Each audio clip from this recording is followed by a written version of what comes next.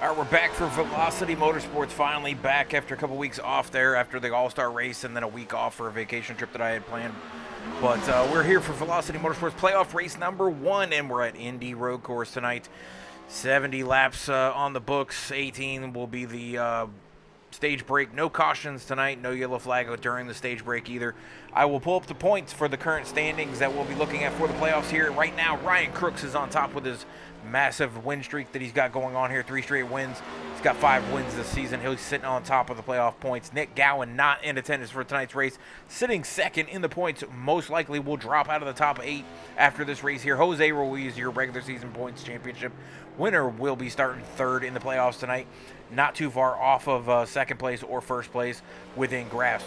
Nathan Mon missed a couple weeks there, but will start 4th, 1 point back from 3rd. Jovi Ray, our resident maid of honor, will be 5th tonight starting in the playoffs. Tyler Belanger 6th in the points. Wesley Jeanette 7th. Chris Murphy in the 7 will start 8th in the playoff points. That is our top 8. That 8 are moving on to the next round after next week's race. Cole Martin is in the bottom 4 with his win 2 weeks ago. So he's going to start 9th. Brandon Watkins 10th, Jason Blaney 11th, and Bill Hells 12th. Those 4 drivers need to figure out a way to get up in the top 8. The top 8 need to figure out a way to stay in the top 8 after next week's race. Indy Road Course is not an easy race to figure out. It's a lot of turns, a lot of different challenges, from braking zones to shifts to keeping the car underneath them. All of that stuff is going to come into play tonight. We'll see who can come out on top. Bringing in, as always, is Shadilak into the booth. Shad, are you there? Yeah, I'm here. All right, Shad, we've got a lot of different drivers out on track. Who are you paying attention to tonight to try to come away with this win? Ryan Crooks is on that win streak of his.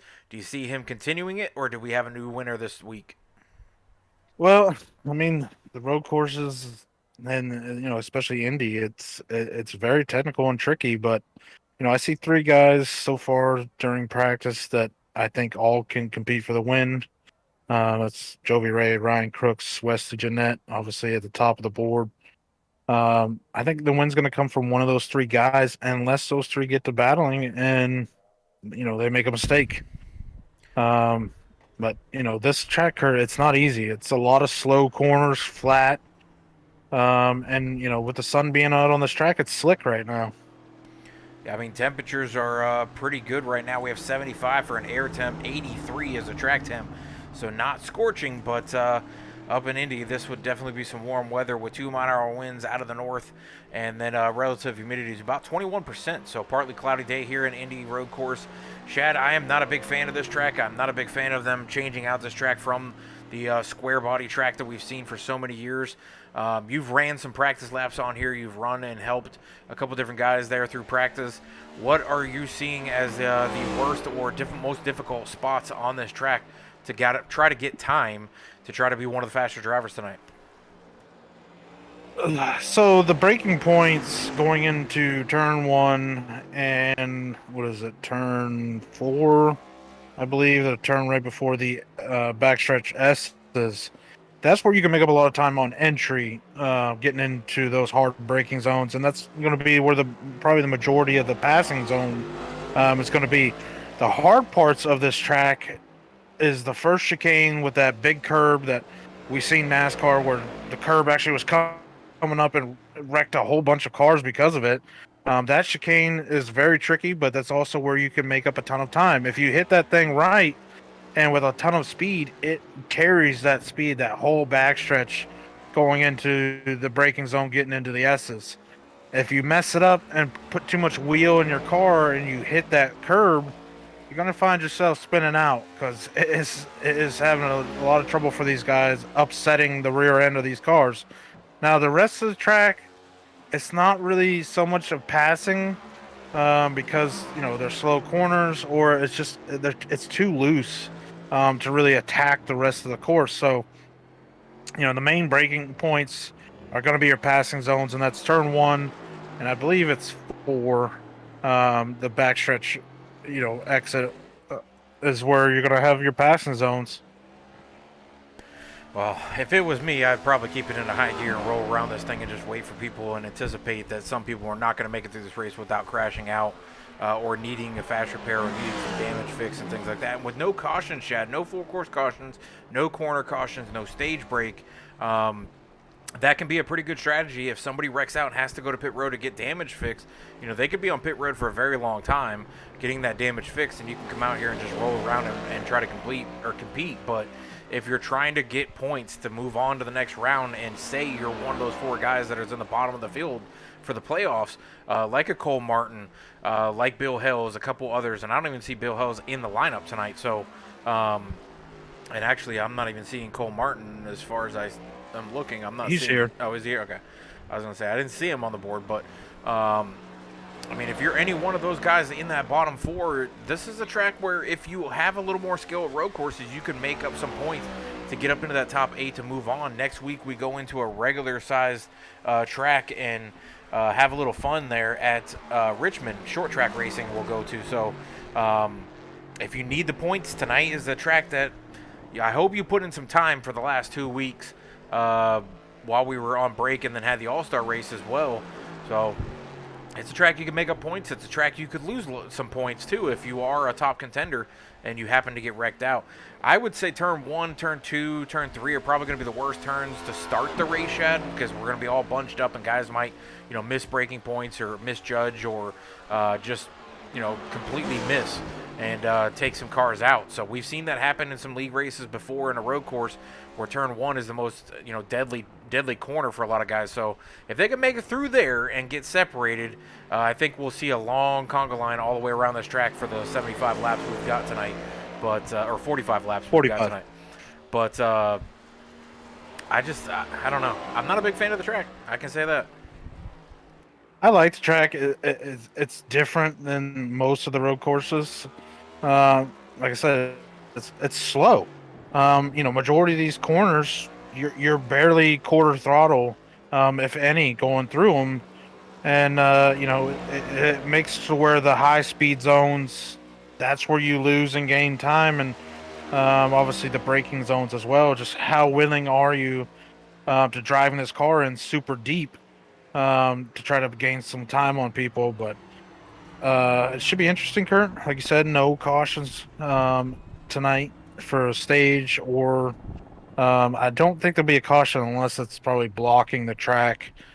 But there's a lot of runoff area at this road course, but there's a lot of sand. The grass, so. Yeah, the grass, the sand, it's not really your friend. The sand doesn't act like actual sand, more like ice along with that grass. Once you get in the grass, the car just takes off. There's no stopping it. You just gotta hope and pray that you can somewhat maneuver it and maybe avoid the wall. But should be interesting, Kurt. Times are coming in right now, and so far only 7 guys out of the 15 here tonight have taken time. So like you were saying, you don't want to lose too many points, but with only 15 guys here tonight, Kurt, you can kind of risk it a little bit, with that small of a field compared to like 25 guys, because no matter what, you can still come out of here with a top 15. Yeah, I mean, we've got 4 races after this, Shad, before we get to the championship race. We've got Richmond next week for some short track racing. Then we go to Kentucky to round out the round. Those are 2 tracks that are going to be key for those guys. So if you're not a road course guy or you have a bad night tonight, you are going to need some really good racing at Richmond and Kentucky. And short track racing, Shad, we know how that goes. It could be a really good race, or it could be a really bad race for a lot of guys. That second round is going to bring out New Hampshire and Charlotte. I think Charlotte's probably the easiest race in the entire playoff schedule. And then we head off into the championship 4 for Iowa. So, I mean, if you can't make it through these first 3 races with a road course, a short track, and then a D-shaped track, there's really no point. You're not going to really make it to the second round if you have some bad races here. And we've seen the 7 car, Shad, of Chris Murphy. He has had a terrible season. Our champion from last season has been pretty much wrecked out in almost every single wreck, whether it was his fault or somebody else's fault or just being involved in, other people's messes and things. Can he turn it around tonight? I know he's going with a new paint scheme tonight. Was trying to work with you to get that paint scheme going and stuff.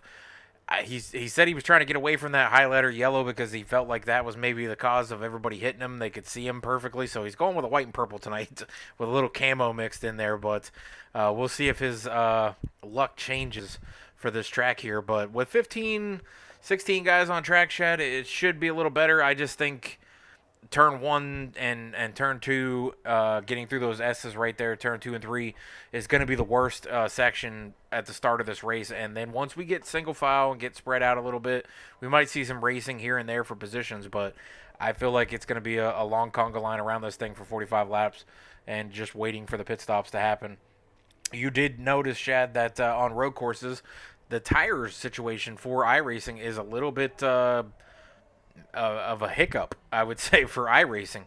No wear on tires on road courses. So anybody who knows that strategy will only be able to, they'll just go in, just do fuel only, Shad. So that could benefit some guys that are maybe a couple seconds off that can maybe jump in here and grab some spots on just fuel. But with no cautions, no stage break, no stoppages, and less road or race control, finds a situation where the track is completely messed up with cars, we're not going to see a full course caution at all. Yeah, just something that iRacing hasn't figured out, or it's a glitch. I don't know. Yeah, when it comes to road courses with these next gen cars, the tires just don't wear. And actually, you don't want to put new tires on because then you have to go through the whole cycle of getting heat into them, and waiting a few laps before they come in. To where if you just keep the same old tires on and put fuel on it, it still handles really great, and you don't have to worry about the tires. I mean, they may say 98% on the lefts and rights, but you're not going to notice any kind of a speed fall off or nothing with these tires. And the fact that iRacing just hasn't, I don't know, figured it out or doesn't have a solution to fix it. But everyone that runs leagues and does road courses takes full advantage of that and just puts fuel in these things. And it's something I myself do whenever I come to a road course. Well, we've got qualifying wrapping up, and we should have the grid coming up any second here. And we'll be able to see who gets the pole tonight. And it's going to be Wesley Jeanette in the 74. Shad won road course last year at the Roval for the first season. He won that inaugural road course race last season and will come away with the pole tonight. Ryan Crooks, your points leader, currently in the playoffs with his win streak going on. He will start to the outside of that 74, Shad, trying to get another win here to start off the playoffs. Ryan Crooks in that 2 car, going to be a fast car to deal with throughout this playoffs. Jovi Ray in the 33, Shad. Those are the 3 drivers that you named off as potential winners for tonight, unless for some reason they got to running side by side and maybe had a hiccup or anything. But Jovi Ray in the 33 is going to start 3rd. Jason Blaney in the 22 for Field Up Motorsports is going to start 4th. Nathan Mon in the 21, making his return after a couple weeks missed, is going to be starting 5th. Chris Murphy in the 7 will start 6th. Jose Ruiz, your regular season points champion, will start 7th.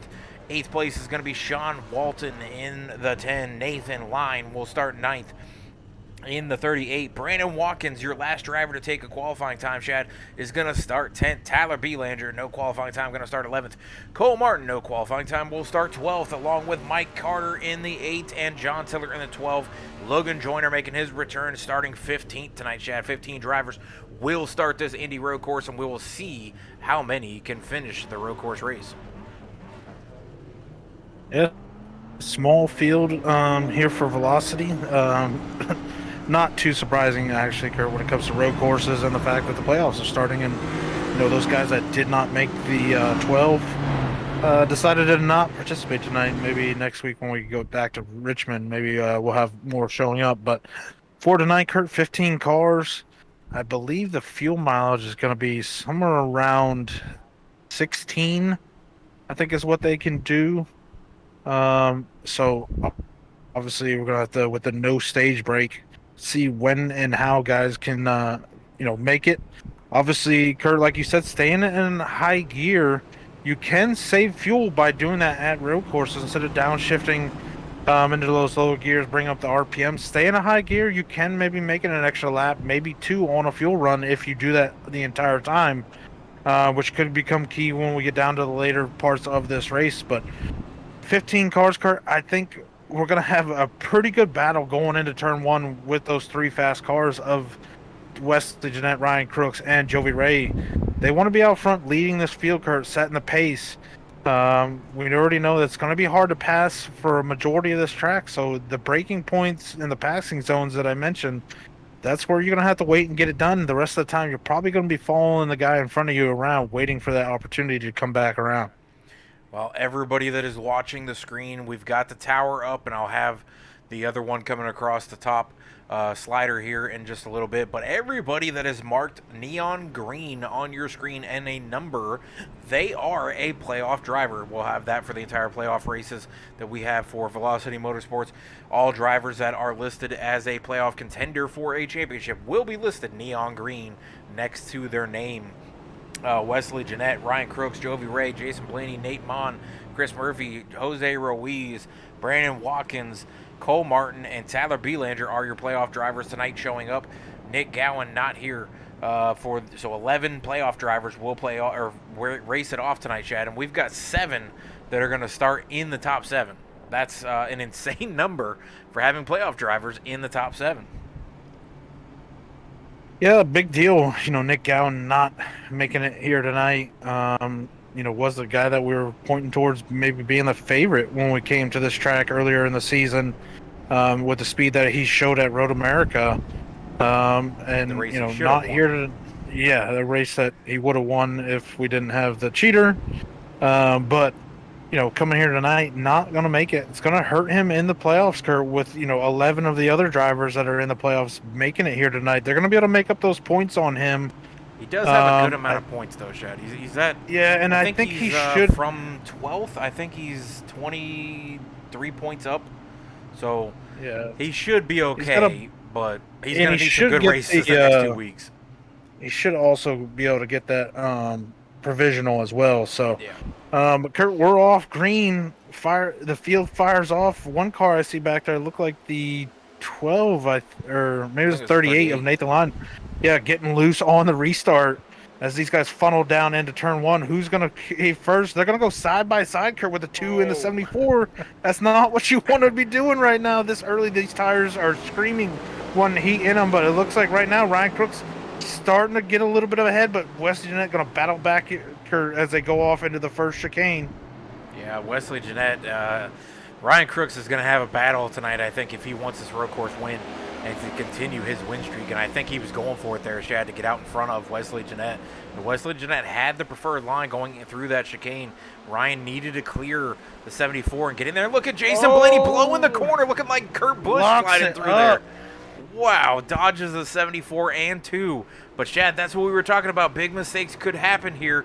The 22 back into the gas, falls back into line, but he's going to lose a lot of position, Shad. He's going to fall down the line. It's not looking good for the 22 as of right now. We had I think it's actually Tyler Tayon out in the chat saying Jason Blaney was his pick. I think, Tyler, you might want to rethink that pick now after that turn there. But, Shad, Jason's going to fall down through the field a little bit there. That was reminiscent of Coda a couple years ago with Kurt Busch sliding in between Kyle Busch and Ryan Blaney, barely missing both of them, going right between the two of them, splitting them and going to the sand trap. And he came out of it. So that was Coda that Kurt Busch did that and almost hit his brother, actually. He missed it by inches. Kurt, we were talking about mistakes. Big mistake to one of our playoff drivers who started the race third. Jovi Ray got loose going through that first chicane and went through the grass, did get contact with the wall on his rear bumper. Not too bad from what I could tell. But Jovi Ray now at the back of this field going to have to work his way up and try to get some better points for this playoff race. But, yeah, already a mistake from one of our playoff drivers to start the night. A couple mistakes, actually. The 22 made the mistake first. Now the 2 is actually slipped as well, along with the 33. Yeah. 22's coming back, though. Chris Murphy, just riding around, has moved up into second place right now, trying to stay mistake-free. Just goes to show you, Kurt, when you get out there racing other guys and you're battling guys that can run the same speed as you around here, you can make mistakes. And, right now, we've seen a couple playoff drivers make mistakes trying to push it too hard, too quick on these tires that just don't have the heat in them right now. Yeah, Ryan Crook coming back again, passes Jason Blaney and Nate Mon back into third position, Chad. So Ryan, trying to make up for that mistake, comes back through and now will set his sights on Chris Murphy and Wesley Jeanette out in front of him. Shad, Chris is actually running a decent race so far. He was very, very reluctant to say that he would have a very good race tonight. Figured a top 10 would be kind of difficult, but if he made a top 10, he would be happy with that. Right now, sitting second, if he can make it to lap 18, Shad, and get some valuable bonus points with those stage break points that he is very, very slim on. Him and his teammate Jose Ruiz, two of the drivers who have the lowest amount of stage points throughout this season.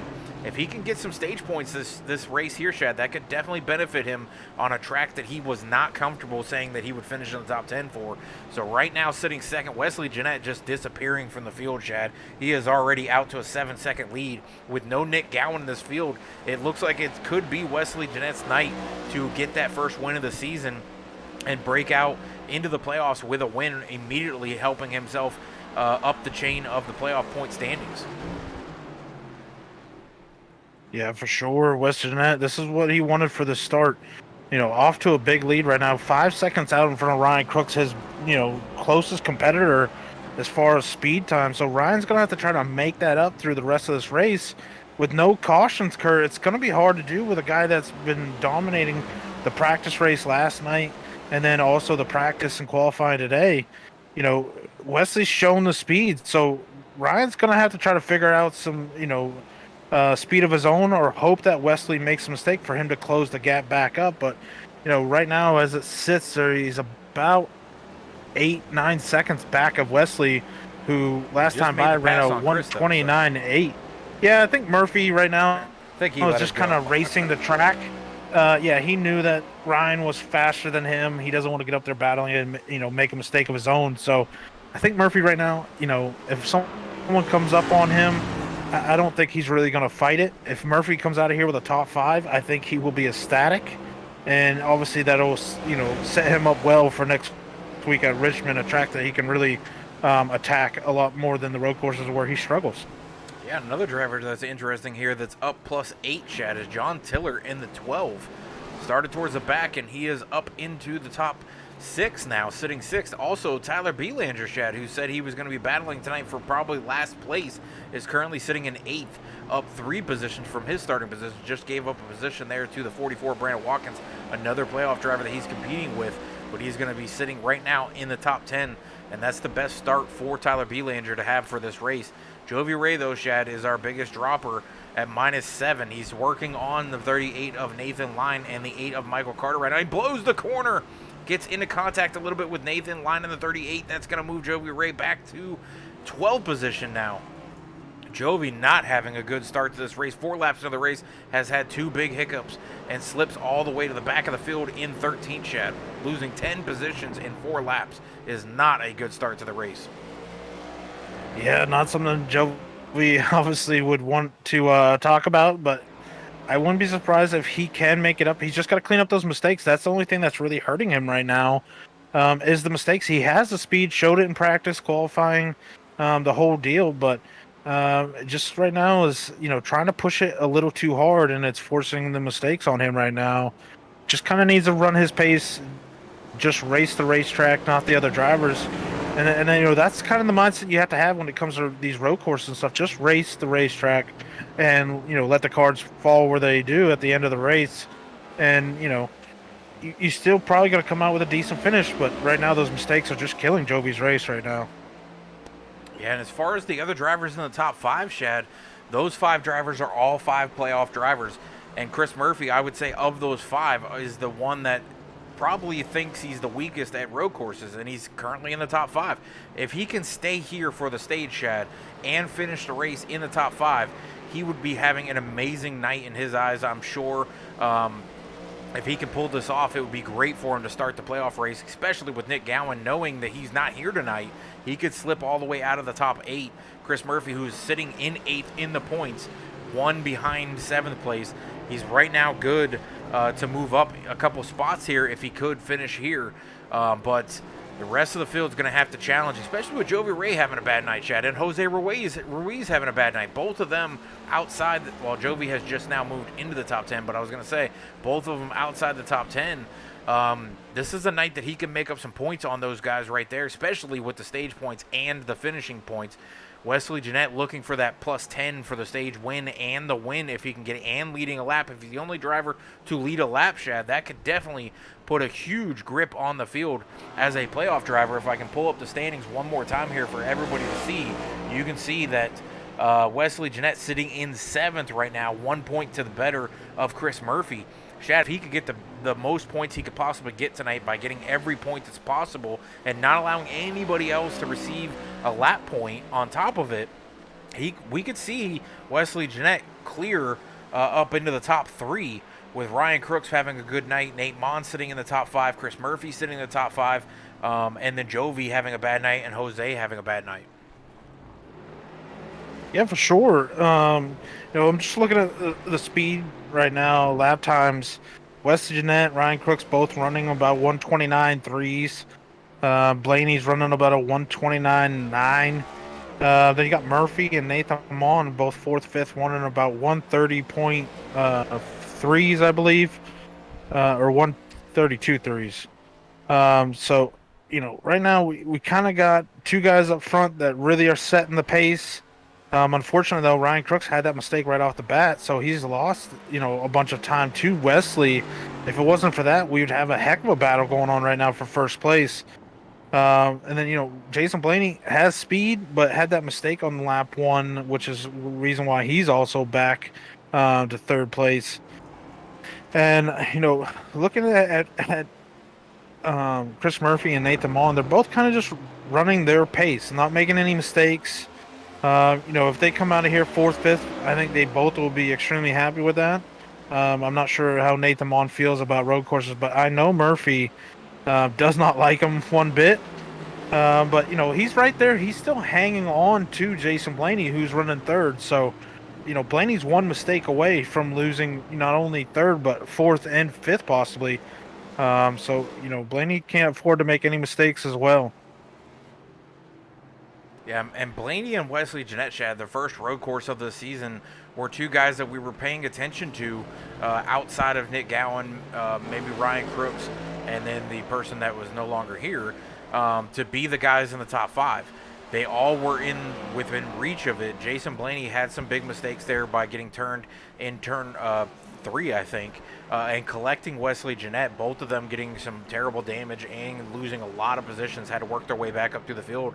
I think Wesley was looking at this race as a comeback tour to try to prove that he is a road course guru and can do this week in and week out if we go to road courses. He is a challenge for anybody on a road course. I would love to see Nick show up tonight to really see what Nick, Wesley, and Ryan and a couple other guys could really do on this Indy road course and really show us, what skill level is there for at least for Wesley Jeanette and Nick Gowan. I've seen Nick run so many different road courses and be very, very fast at all of them.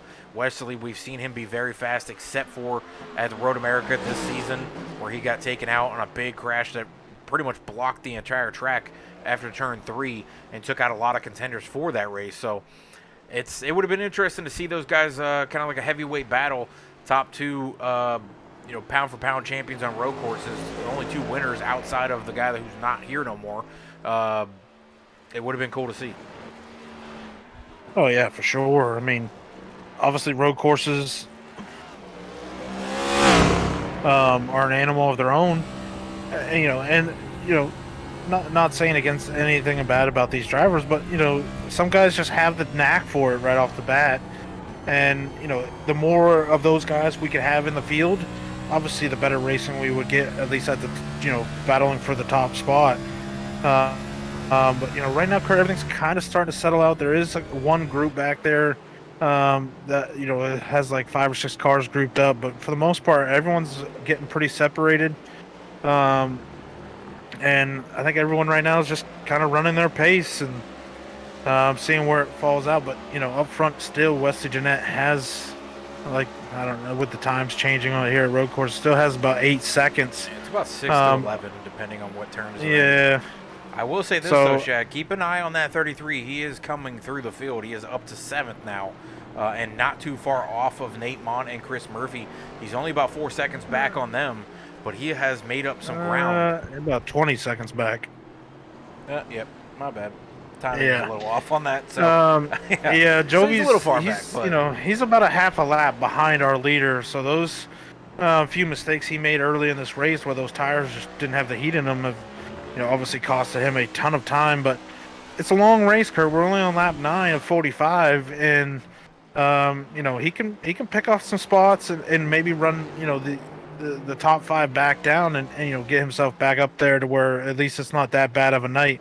I think the wind might be out of the picture unless the front 3 really start making some serious mistakes or wreck. But Jovi Ray, he is crawling his way back up. He should be catching the 12 of John Tiller probably here in the next, I don't know, 5-6 laps if the pace continues. But I'm impressed, Kurt Westernet. He's just out there consistently running low 129s, not making any mistakes. And I even seen Ryan Crooks there actually had a mistake lap and ran like a 132. So Westernet still running really quick times.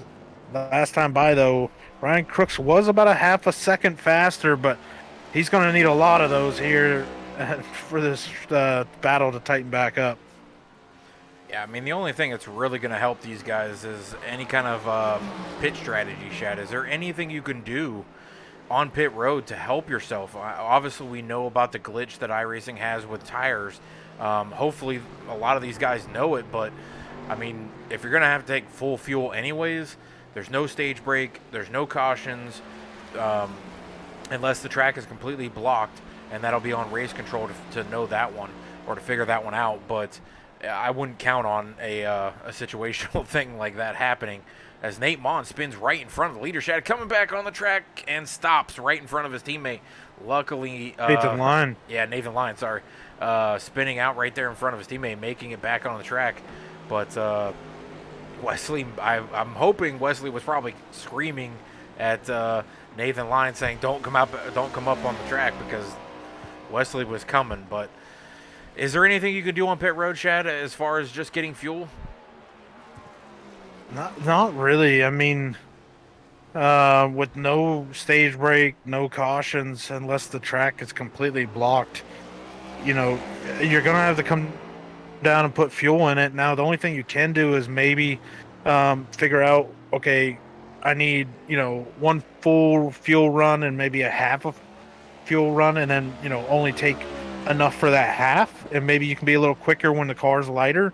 But other than that, once everyone finds out about these tires, which I'm sure a lot of these drivers know, these guys are only coming in for fuel. So, I mean, you really can't make up a whole lot of time other than, pit entrance and pit exit to make up time, on the guy in front of you. And you're not going to make up 7 seconds over somebody. So, yeah, I think you're just going to have to make it up on the track and try to be consistently fast and try to run that guy down in front of you. If not, it's kind of settled out unless, guys make mistakes or there's a wreck.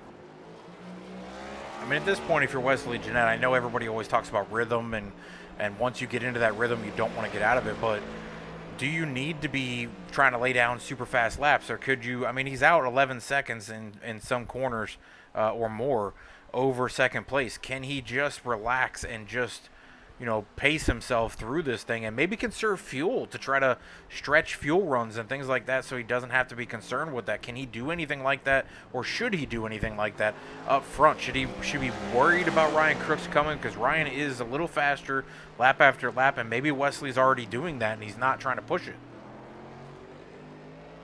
I mean, their lap times are, one lap, one of them's quicker than the other, and then it switches the next lap. So I don't think Ryan's really gaining on Wesley right now.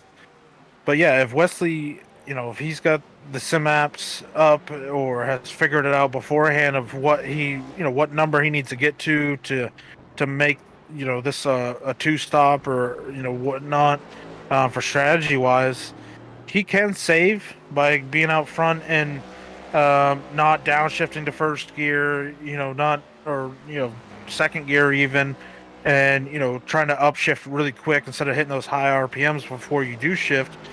And if you do that for the entire run, you can run an extra lap or two out of these things. So he could be doing that, but it just depends on what the fuel mark is that you need to get to.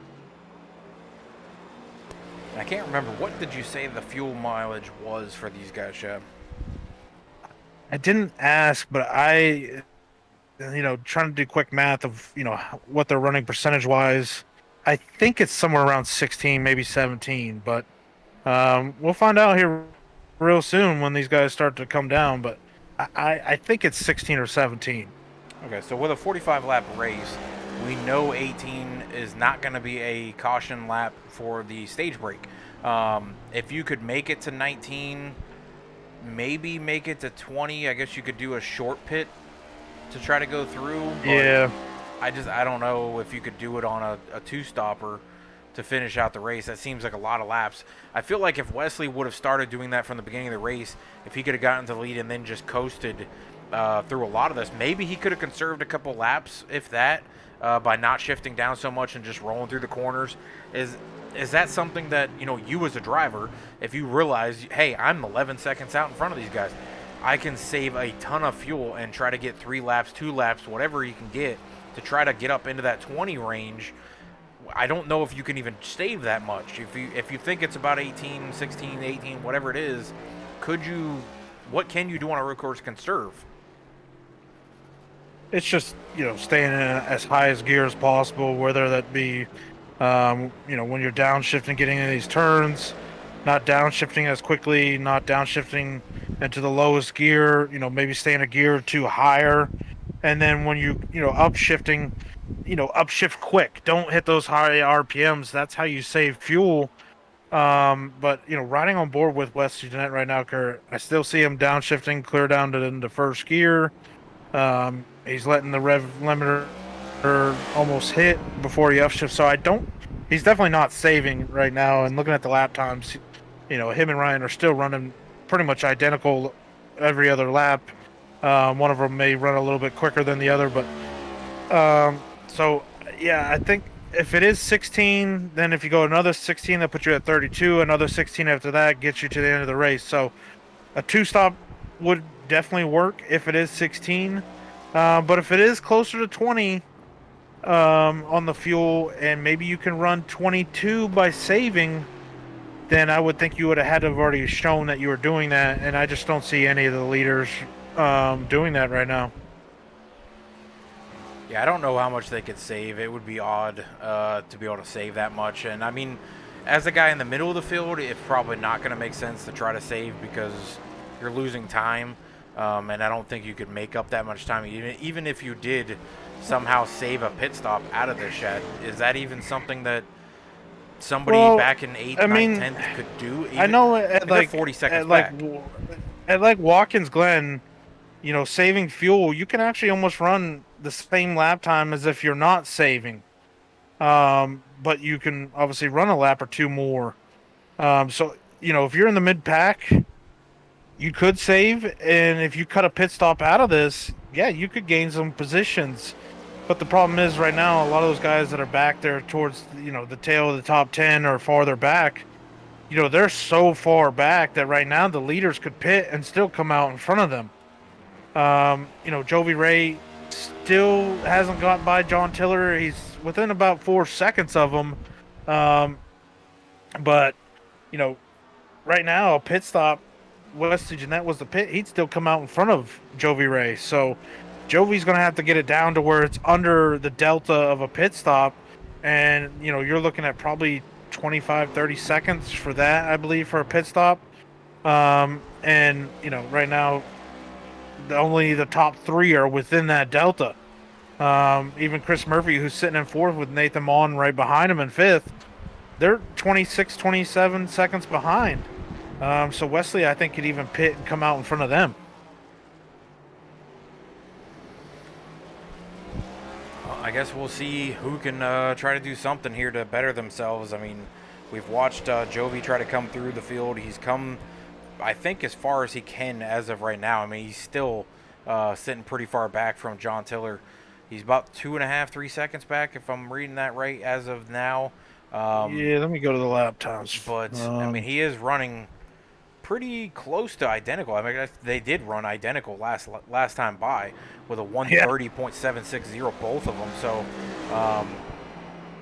and Nate Mon is a little bit faster than both of them, or a little bit slower than both of them. So they are gaining on him a little bit, but he's still 10 seconds out in front of them. Chris Murphy is a little slower than both, or actually all three of those drivers, but he's 14 seconds out. So.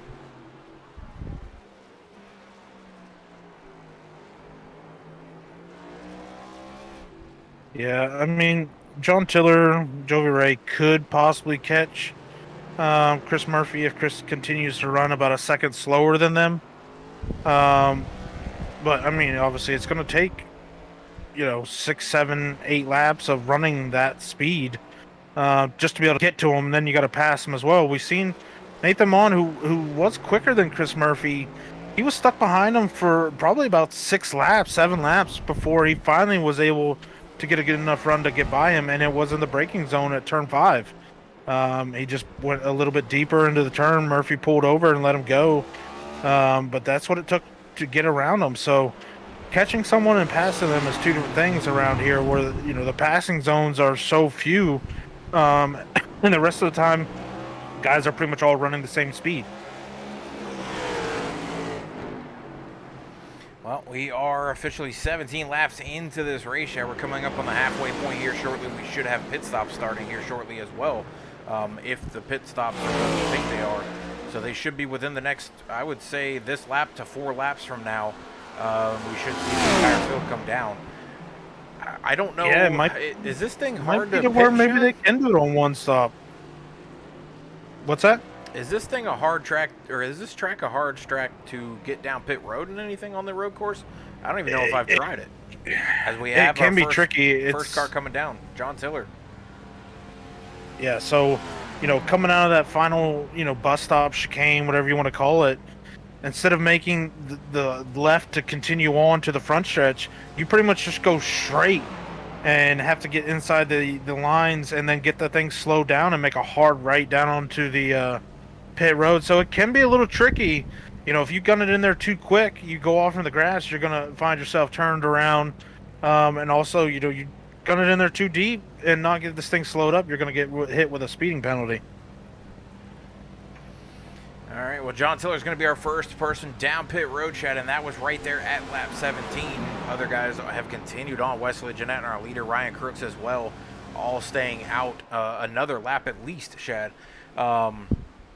Wesley Jeanette finishing up lap 18 and staying out along with Ryan Crooks. So, I mean, if it's a 45-lap race and they could make it to 22-23, Chad, I guess they could do it in one stop. I didn't think they could go this far on a road course.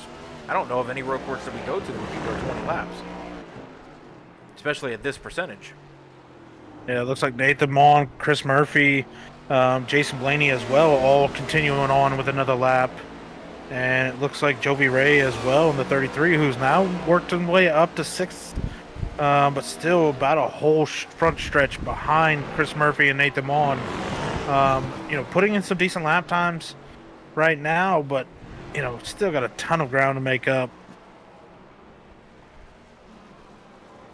And the other problem too, Chef, for some of these guys on the lead lap is lap down cars are within grass. We've got a couple guys going down a lap as we're watching Ryan Crooks trying to go past Nathan Line, who is 2 laps down. So that was almost a problem right there for a lead lap car in the 2. So you're going to have to work your way through the lap down traffic, and then the pit stops are going to cycle everybody out into different positions, being around faster cars or slower cars. As Ryan Crooks now finally comes down pit road, Chad, Wesley Jeanette staying out another lap. This would be completing lap 18 for Ryan Crooks, going to lap 19, Chad. So there's our window as of right now. We'll see how far Wesley Jeanette can make it. If these guys do not have Sim Racing app, Chad, or some sort of app up that tells them their fuel mileage, we know Ryan Crooks finally downloaded it after a race that we spoke to him about, and he asked about it and finally got it put on there. If Wesley does not have that, Chad, and he did not come down pit road and runs out, that could be very, very detrimental to his race here, because I don't think he could roll it back around.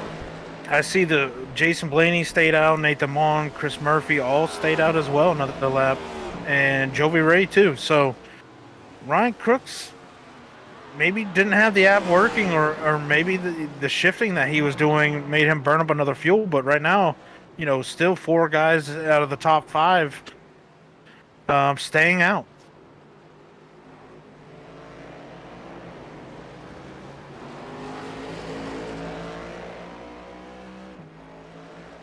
And riding on board Kurt with Tires the 74 West Jeanette. West Jeanette still under power as he goes into that final chicane. We'll see. Let's see if he ducks off this time down pit road. Yes, he does. So yeah, 19 coming to 20. Our leader finally decides to come down. Yeah, so they're going to be about 5-6 laps short of making it on one stop. So yeah, and you just can't do a short in one fuel pit run. Yeah, you could come run 15. That would put you at what, 35, and then do a 10-lap stint to finish it off. And if tires don't matter, we'll see if Wesley Jeanette knows that and take tires. The guys that do know it, Chad, on the short run, if they come down just for fuel only, that could make up another 8 seconds on the pit stops. Yeah, I think, what is it? Fuel is about 10, 12 seconds. If you put tires on it, it's like 15 something like that. Watching now to see if Wesley Jeanette puts tires on. I do No, not see the fuel only. up. Fuel up. Yeah, so he's going to gain some time on Ryan Crooks just in that alone. Yeah, because I believe Ryan did put up tires.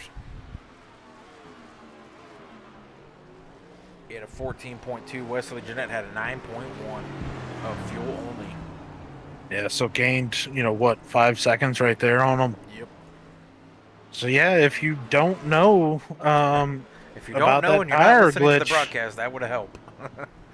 Now I see the 21 Nathan Monkert tires on his car. Yep.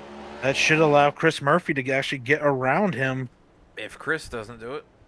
Chris didn't take tires. So yeah, Chris beats him out of pit road. Nathan Mon was in front of him by about, I think, 3 seconds before the pit cycle. Now going to have to work to get around him once again. And then he's also got those cold tires where it takes a few laps for those things to come back in. So Murphy's going to be out there with that tire, the tires that already have heat in them. And Nathan Mon's going to be struggling here for a few laps. Well, I guess we know who listens to the broadcast and who doesn't during the race. Because a few of them know it. Ooh, Joby Ray bounces it off the wall there. Joby Ray has not pitted, Chad, and he's on lap 20. And he's coming now. So he's the only one to stretch it to 20. Yeah, but there's no way. It looks like Brandon Watkins, Tyler Belanger, and Jose Ruiz are on lap 20 as well.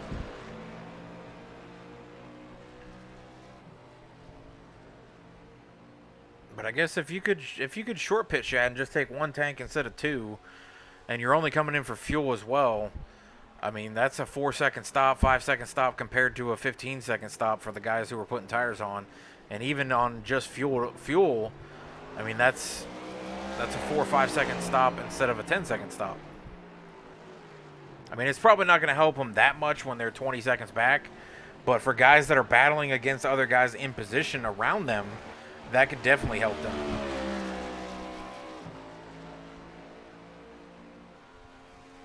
I'm trying to see.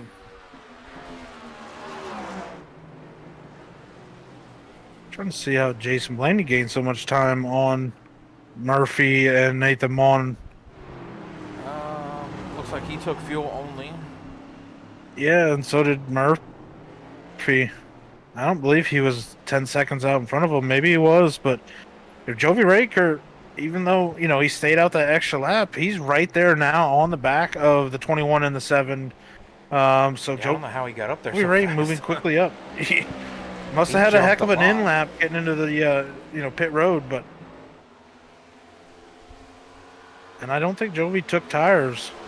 No, I mean, even his out lap, he's a 144.815 compared to Blaney and Murphy, who just ran a 2:04 and a 2:05. Well, that's not. Nate Mon spins off grass, Chad, through the chicane there. This is his out lap for Joby Ray, okay. So his out lap's going to be around that 2 minute mark. Nate Mon just went off course and ducked into the grass He's going to lose a couple positions there. That's going to help Murphy by extending away from him. That was the tire situation you were talking about, Chad. With cold tires being on these cars, it definitely does not help them. No, definitely not. Yeah, Ryan Crooks took tires. He's doing all right being on those, but he just cannot attack like the guys that are on the older tires. It pays to listen to the broadcast. Yeah, so Jovi Ray's outlap was a 2:03, so about 2 seconds faster. Yeah, but he was like than, 25 seconds back from those guys. No, he was about 7-8 seconds behind Murphy before the pit cycle. So faster in lap or out lap. Yeah, and his in-lap must have been his in-lap must have been really good too. So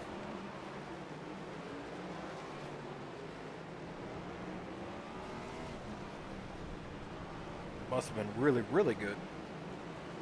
yeah, I guess Murphy and Mon just did not have very good pit speed or something, because they just lost a ton of time even to Blaney. But I mean, for Murph, he's still sitting fourth. So even if Joey passes him, he's still getting a top 5. If Nate Mon somehow works his way back up here, he might get a top 6 out of this, which is really good for him. Yeah, I think maybe next time Mon probably won't take tires, but I still don't think any of these guys that didn't take tires this time, I don't see them taking tires next time either. Wesley Jeanette just keeps continuing to dominate this, Chad. He's out for the most part anywhere from 5.5 to about 10.5 to 11 seconds out on Ryan Crooks in a lot of different areas. Right now he's 5.5 on him, but he's 2 turns out in front of him. So he's carrying a lot of speed through the corners. He's really babying it.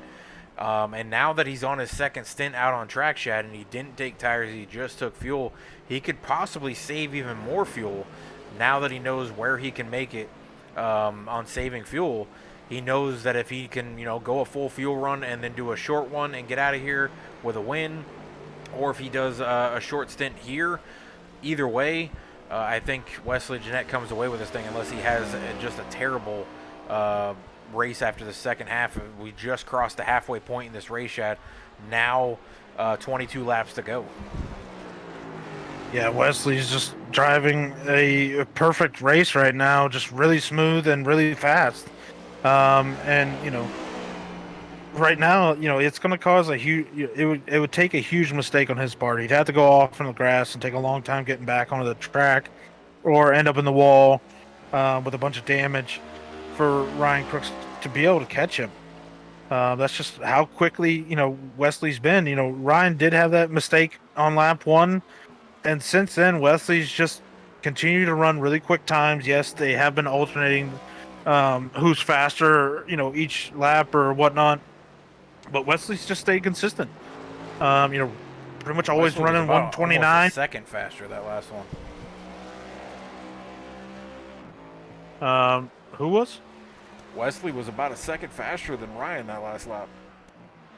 Yeah, I think Ryan's still out there with those newer tires and the full fuel load. He should start to get those times back down here real soon, but it just goes to show you those new tires, it just don't really help you. As we see, Jovi Ray 17 just said Nate Lime blew up. Oh, yeah, he is out of the race. Yeah, 38, first casualty of engine failure, but we've got John Tiller, Sean Walton, and Mike Carter out of the race as well. We've only got 3 guys a lap down that are still on track, and that is Tyler Belanger, Jose Ruiz, and Brandon Watkins. All 3 are playoff drivers, Chad. So they're out in front of the 3 or 4 other drivers who were not playoff drivers. Yeah, and Joey Ray now up to 4th place, getting by Chris Murphy going through the backstretch chicane. Nate Mon is closing on Murphy, which will be for 5th place. Mon's definitely a little quicker than Murphy right now, but Murphy, I think, just running his pace. If he comes out of here with 6th place, I think he'll be extremely happy. Cole Martin, Kurt, though, up to 7th after not taking time during qualifying and looking like he was struggling to begin this race. Finds himself up there in 7th. Jose Ruiz, Kurt, qualified, I think, 6th, fell back towards the end of the tail end of the field. Yeah, so 7th, he fell back to the tail end of the field. I think he actually got into the 44, I believe, first turn after the backstretch, and finds himself 8th. Yes, he is 1 lap down, but still 8th place at a track that's just getting dominated right now by the 74 of Wesley Jeanette, who's actually coming up on the 31 of Cole Martin to put him a lap down. Probably going to be this lap or the next lap. He'll catch him, but Wesley Jeanette, he's still out there by quite a few seconds. Yeah, he's just running a blistering pace right now, and Ryan Crooks is doing all he can to try to reel him back in, but he can't get there with the speed that Wesley's running. It's like he makes up like 2 to 5 tenths in 1 Joey lap. Ray goes through the grass, allows Chris Murphy to catch back up to him. Looked like Joey Ray blew the turn going into that last chicane and had to take a little bit of a joyride through the grass before he got back on track, which allowed Murphy to close back up on him. And then Nathan Mon, he's right there, a few seconds behind this pairing. But yeah, Jason Blaney, Kurt, we haven't talked about him much tonight other than that first lap when he pulled a Kurt Busch. But he's riding solidly in third place. He's about 25 seconds ahead of this 4th, 5th, and 6th. Just running a quiet 3rd place. I'm sure he would be happy to get that as well. We know that road courses aren't really his thing either, but I'm sure his teammate Wesley has definitely coached him up on how to run this track, and so far paying off. Yeah, and I mean, the drivers that are in the top 10 right now, Shad, most of them all got stage points as well. So definitely benefiting those guys that got stage points. And the guys who are outside of the top 10, Shad, that are in the playoff contention, being Jose Ruiz and Tyler Belanger sitting there in 9th and 10th. I don't know where they were at on lap 18 because I forgot to look at this thing because we didn't have a stage break. But if they didn't get any stage points, it's not going to help them tonight. But we do have those 2 other races in round 1 with Richmond and Kentucky to try to get through here. But I think any playoff driver, Chad, if they can come out here and get a solid top 10 and maybe some stage points here and there through the first stage, I think you're coming away with a win. If you're Wesley Jeanette, obviously you're getting even more of a bonus because you're leading all the laps. You got the top spot in the stage. You got the win, or if he finishes this thing off and gets the win, he got the pole. So he's getting max points tonight. That definitely is going to boost him out of 7th place in the point standings to try to push him up in there. Nick Gowan, not going to have a terrible night, I would say, if the rest of these guys don't finish in the top 10. Pretty much we have 11 drivers out on track, Shad, as the rest of them look like they're all off track, not competing the rest of this race. But Brandon Watkins is still out there in 9th, and Tyler Belanger sitting in 10th right now. If Tyler can get by him and get a top 10 finish, I think this would be a great night for Tyler as well, especially since before the race even started, he told us he'd be battling for last place. So if he can get to a top 10, I think that'd be a great night for him as well.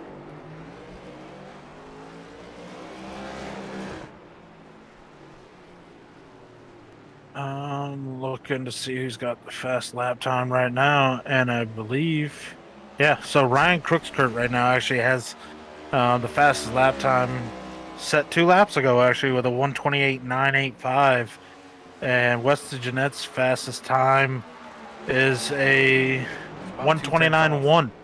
So yeah, right now, if Wesley wants the maximum points, which I believe he's going to get the most laps led, the pole. If he wants that fastest lap, he's going to have to go out and run one quick one, try to get about 2 tenths faster than his fastest lap time of the race right now. If not, it's only 1 point. Yeah, I don't think it's going to matter to him. Yeah, either way, he's going to be sitting really good heading into next week and the week after right now by winning here and just dominating fashion. Yeah, Cole Martin going to pull over and let the leader go by, putting himself a lap down there. But I think that's just a show of respect as Wesley has dominated this race. As now we have 18 to go, Shad. We've seen the pit stops all being right there around 19 to 20. We're coming up on 10 laps completed since a lot of them took pit stops, especially the leader, Wesley Jeanette. With 17 to go, we should see a pit stop here, I would think, shortly, because I don't think they'll be able to make it on the one stop at all. And with 18 to go, they've already run 10, so that's 28. So I don't think we will see a full one-stop race here. I think they're going to be stopping here shortly. Yeah, I definitely think they have to come down a second time, but the pay window's open. You can pit now and make it to the end, from what we could tell from the beginning of this race. But if it's me, I run this thing empty and then come down and put like enough to go 10 laps or whatever, is remaining, and, have the least amount of fuel on the car at the end of this thing. Does that change the way the car feels, though, if you're not used to it? If you're used to the full fuel run, I mean, obviously you're running those laps where you've got less fuel in it than you start with the full fuel run. Yeah. But does the car change at all with the fuel? Yeah, it definitely does. I mean, that's why a lot of times you see these guys out here during practice, they'll run a bunch of laps, come down and just put like 3 gallons in it, and then go out and run a quick lap time, anywhere. But you put less fuel in this thing, obviously it's a better balancing for the car, not going back and forth with the fuel, swaying the rear end, and just feels like there's more grip in the car when it's a lighter load on it. At least that's the way I feel when it comes to road courses. I always try to only put enough in that I need, whether it be get to the stage break or get to the end of the race.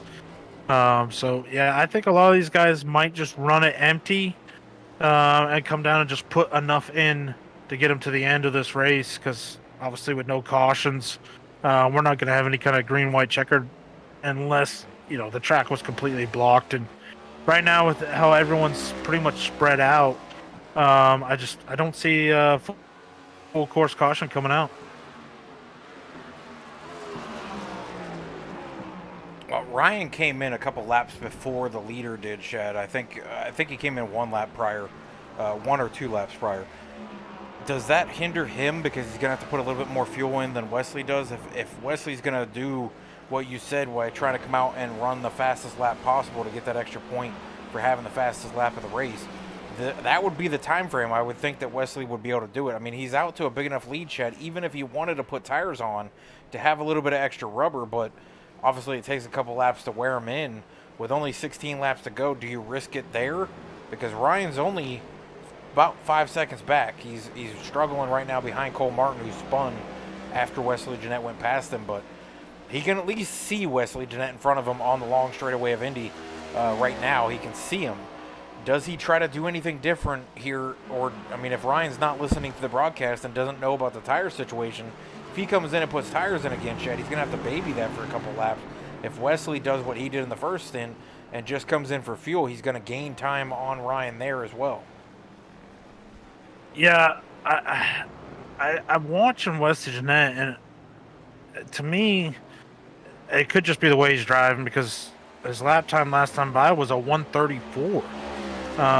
Not sure what happened to him, but he lost 5 seconds to Ryan Crooks in that 1 lap. So didn't see if there was a mistake made, but that could be the reason why the gap has shrunk so dramatically.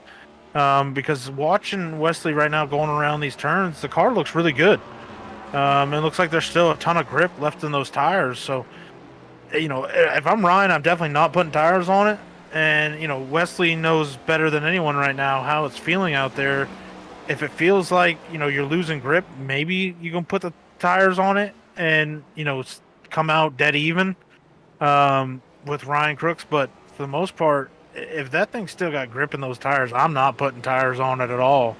And hopefully Ryan, someone's either told him about it, or maybe that was his strategy, to put tires on the first stop and then, have a little bit better tires at the end. But I just don't see the speed differential that great to put tires on now.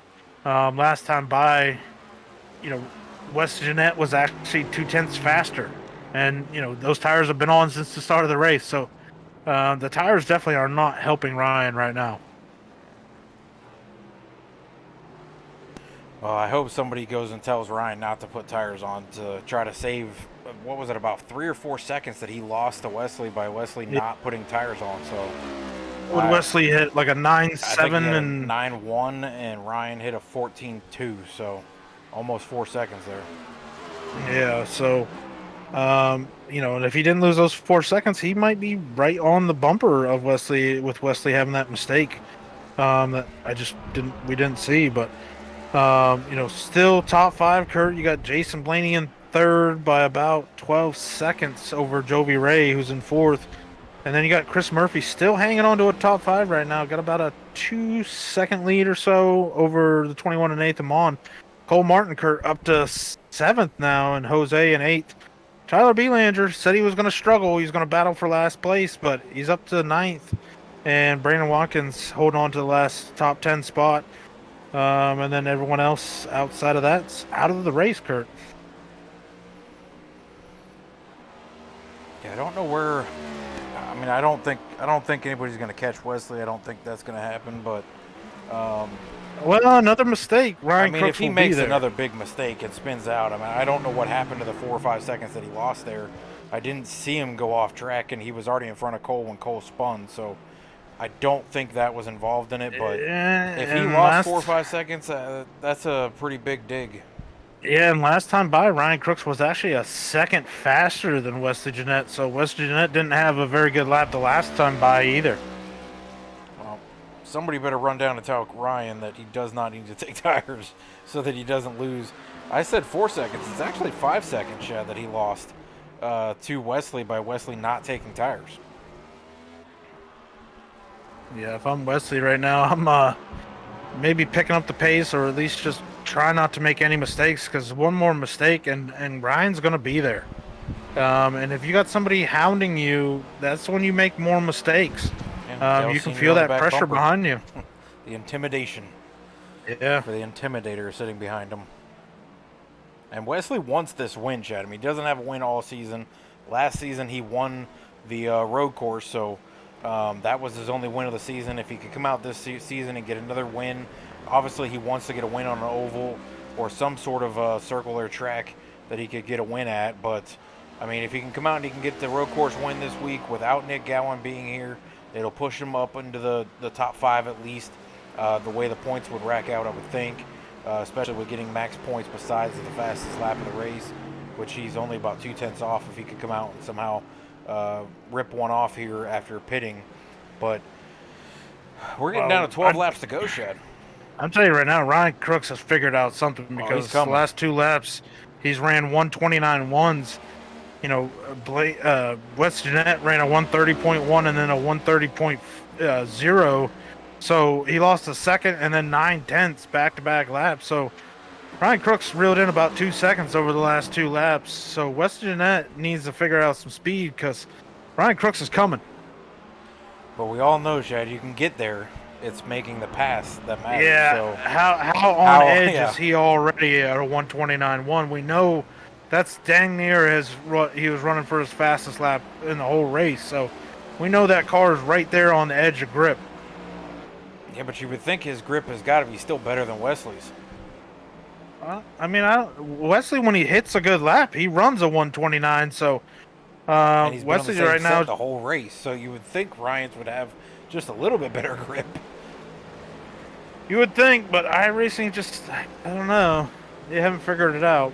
Well, let's see. So Jeanette runs a 130.2, and 129. Ryan Crooks runs a 129.2. So another second. So maybe the tires are actually maybe starting to come into factor now.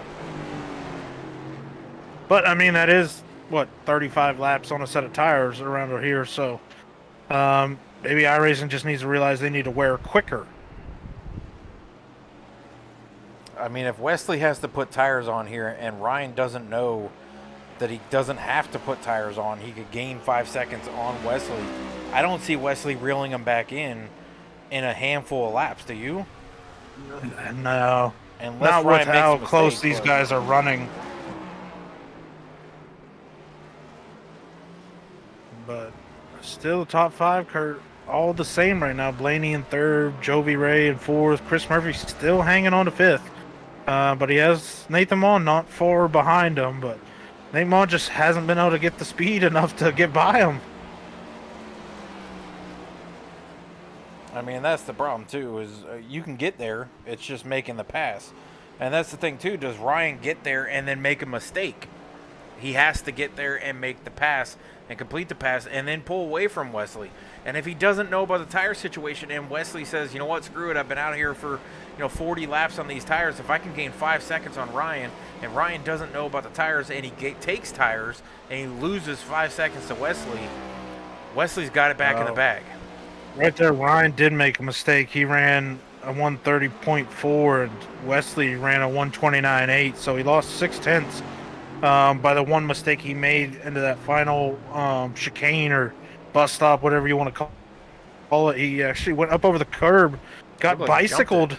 Went bicycling and got on 2 tires, but was able to keep the car underneath them. But just that little bit right there, Kurt, of taking too much curb, goes to show you how much it slows him down to where now that lead's stretched back out to almost 4 seconds.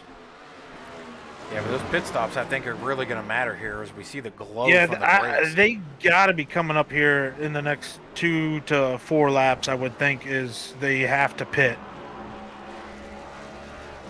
Which Ryan would have to pit before Wesley, because he pitted a lap before him, so Wesley's going to know if he's got the sim maps of how, what the pit stop that Ryan, made. Did he take tires? Did he not? And, if he does take tires, Wesley could then be like, okay, I can put tires on too. If he looks and sees that his pit stop is too fast to have taken tires, then he knows, okay, I can't take tires.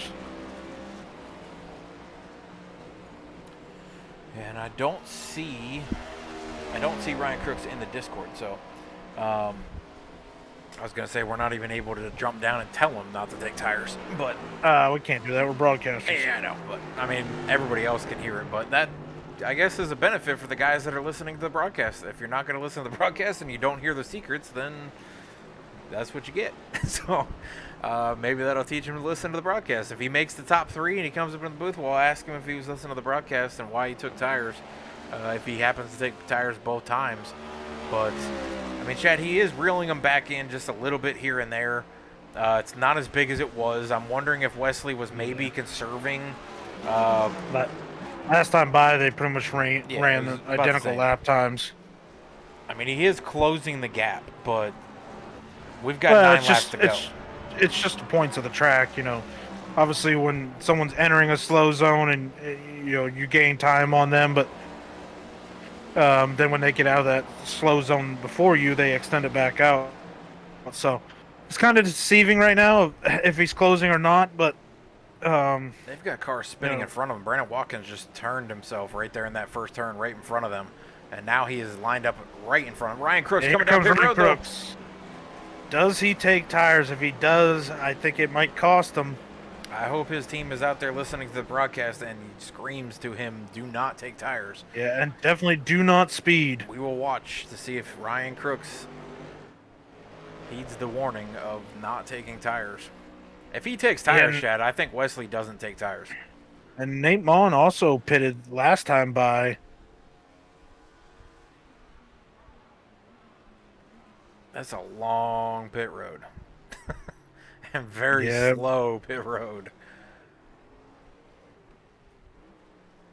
Let's see if the car comes up. If it comes up, it should be. I was gonna say it was while he was slow as he was going. It looked like he was putting. And he is not taking tires. So somebody heard us and told him do not take them. So yeah, so he has a 6.6 second pit stop, Chad. That's 3 seconds faster, 3.5 seconds faster than Wesley's last so he pit just stop. took enough fuel to get it to the end. Chris Murphy now ducks down pit road. We'll see where Ryan and Wesley come out here. Wesley's coming around right now, Chad, where he could come down pit road this time by.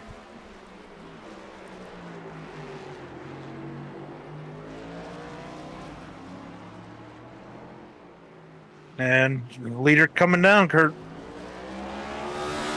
The money stop. We'll see. Do not speed. I'm wondering if Jovi made up time, Shad, in that little turn right there where you don't have to be at pit speed until you hit the line. So I'm wondering if he made up some time in there with Chris Murphy. Yeah, I mean, you can push slow. it, but if you get into that grass at all, you know, you're done for. So no tires for Murphy. And our leader's coming in right behind him.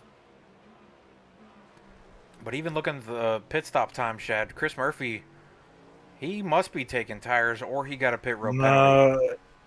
He might have got a pit road penalty. He's in there for 20 seconds. He's got a pit road penalty. So the pit road penalty bug hits Murphy finally this season. That might drop him out, Shad, of the top 8. Wesley Jeanette's out 7.3.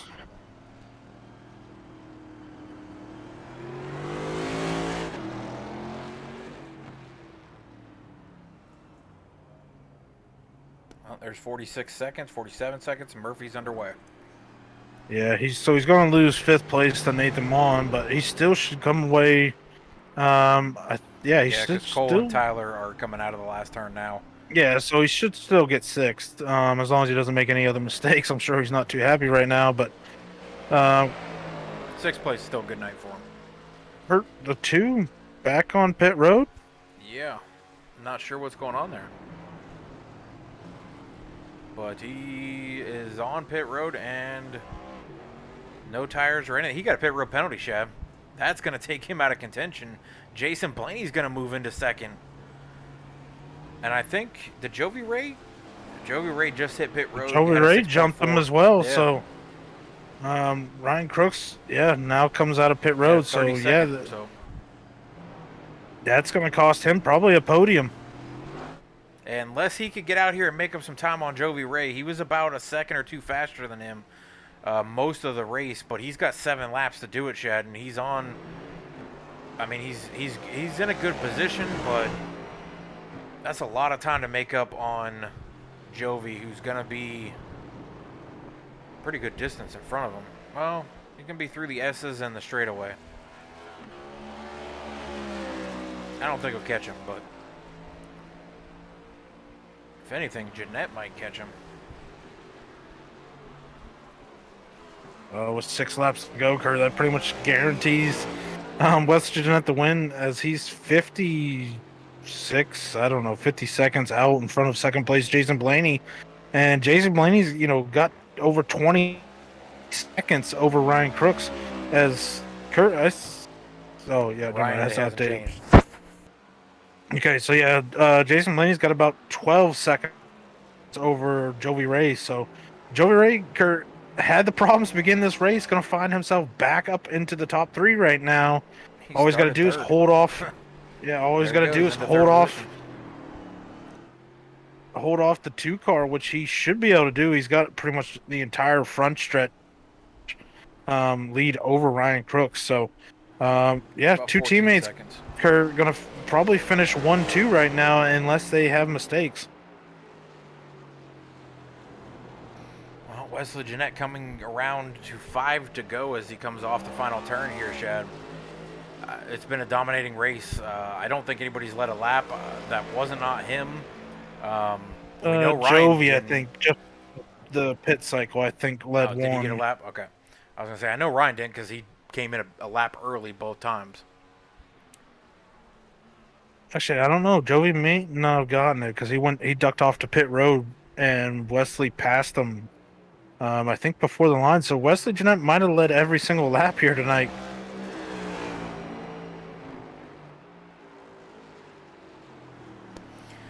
Well, it's been an uneventful for the most part, Chad, but the drivers we thought would be up here are here.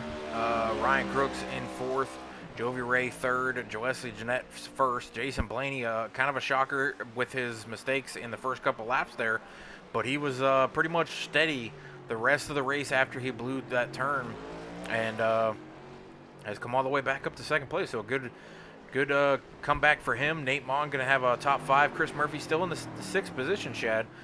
Cole Martin 7th. Jose Ruiz rebounding to an 8th place. Tyler Belanger going to most likely walk away with a top 10. So a lot of playoff drivers in the top 10, as it looks like all of the playoff drivers are in the top 10. I'm looking. Yeah, I don't see any non-playoff drivers in the top 10. So this is definitely going to help them. It's definitely going to hurt Nick by having all 10 be in the top. The only one, there should be a 11th driver. I think it's, I don't see him. Bill Hills, he is not here tonight. So Bill Hills and Nick Gowan not here. So that's going to hurt both of them. It's going to hurt Bill even more because he was already at the bottom 4 to go to the next round. So. Yeah, the good thing is, only 14 cars actually started the race, so Logan Joyner did not start, even though he was in the practice. So they're not going to lose a ton of ground, but the stage points is what's going to really hurt those 2 drivers that did not show up tonight. These guys getting stage points. Yeah, I think you get 15 points for the provisional, so it's not terrible, but, West Jeanette, going to get the win, going to get pretty much maximum points.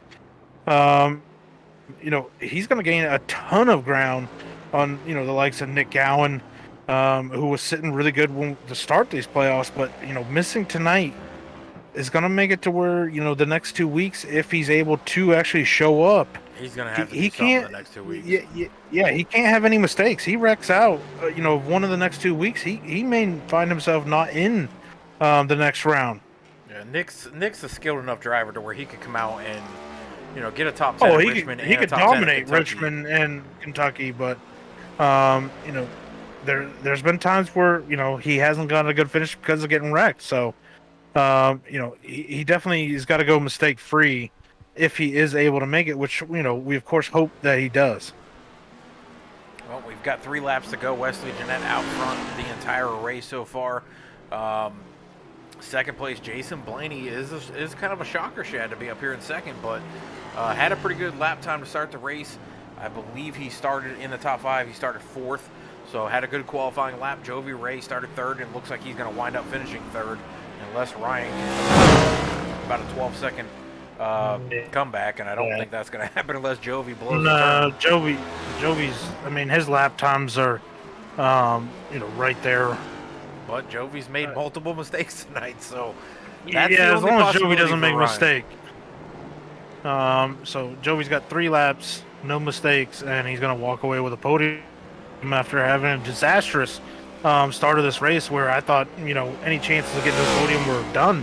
But he's figured it out, didn't make any more mistakes after the few he did make, and has driven himself back up here into a podium. Now, granted, the mistakes from Ryan and, Chris Murphy obviously helped him as well. But he was pretty much already, I think, passing Murphy without the mistakes that Murphy did make on pit road. But, great drive by Jovi to get himself back up here. But, Kurt Wesley, I can't say enough the job he's done tonight. And Jason Blaney as well. Jason's been top 3 all night. So, come away with a second place. I'm sure he'll be happy with that. And, that team. He actually went all the way back as far as, I think, 9th or 10th on that mistake where he blew the corner. Yeah. And then, he worked his butt off, though. I will say that, to get all the way back up here. That's not any, small feat to get back up. No, he had the speed. Jason definitely had the speed. That's for sure. Did he have race-winning speed? No. I think that was Wesley and Ryan that had that. But, he definitely was the 3rd best, car. Jovi might have a little bit more pace than him, but Jovi's made the mistakes to where Jason made 1 mistake. Jovi made, I think, like 3 in those first few laps. So, Jason's running a really great race. And, Nate Mon as well, Kurt. Pretty much, a couple mistakes all night. A couple mistakes from Nathan Mon, but Nathan Mon's, he's been up there pretty much right around the top 5 all night as well. And the two drivers we were worried the most about tonight after talking to them was Chris Murphy and Tyler Belanger. And I mean, Chris is going to come away with a top 6. Tyler Belanger is going to be 11th, not quite as far back as he thought he was going to be. But I mean, to finish 11th and have 2 of the playoff drivers not be here, I think he did get 1 or 2 playoff points. I think stage points. I think he finished 9th in the stage. But to get a couple points here and there and to not have a terrible night, finishing, back at the end, I think that's going to be a walk away of a good night with a head held high on that one, especially on a road course that both of them were very, very reluctant to say that they'd finish on the top 10. That, coming away with a top 10 would be amazing. So, but we are on the final lap here as Wesley Jeanette has dominated, Chad, and we are down the backstretch one more time for the 74 as he's going to come into that crooked chicane back there, which has been a difficult section. It's one of the more difficult sections for a lot of drivers through this race, but Wesley has just been pretty much perfect, Chad. Outside of that time frame that he lost about 4 or 5 seconds to Ryan Crooks, and we have no idea what it was for, if he missed a turn or just went off on the grass and we didn't catch it, but other than that, he has been pretty much what you would consider to be perfect at this track as he's getting ready to come into the last couple turns here, Shad. If we had a bunch of road courses in the playoffs, I think we'd be talking about a couple different contenders for the championship. But Wesley, if we had road courses, he would be at the top right there with Nick Gowan and I guess Ryan Crooks for sure. And Jovi Ray would be another one too. Yeah. Off the last corner one last time, comes across finish line and gets the win. He will be kissing the bricks tonight, Chad. I know that is a huge feat for a lot of different drivers. It's one of the crown jewel races is Indianapolis. I don't know if the road course is really considered part of that, but I know it's at the same track. But it's been a long one. I mean, 75 or 45 laps at a road course. No cautions, no brakes, no stops, no stages, no nothing. And we had the two or three pit stops there, and Wesley just dominated every section of this track, whether it was being smart ahead of time and knowing about the tires, like you said, and not having to take them, and gained the 5 seconds immediately after taking the lead from Ryan.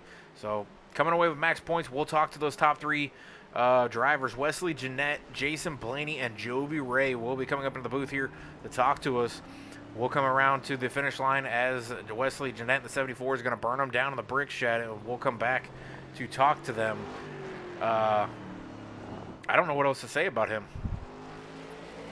Yeah, just a great race by him. Perfectly driven by him for the most part.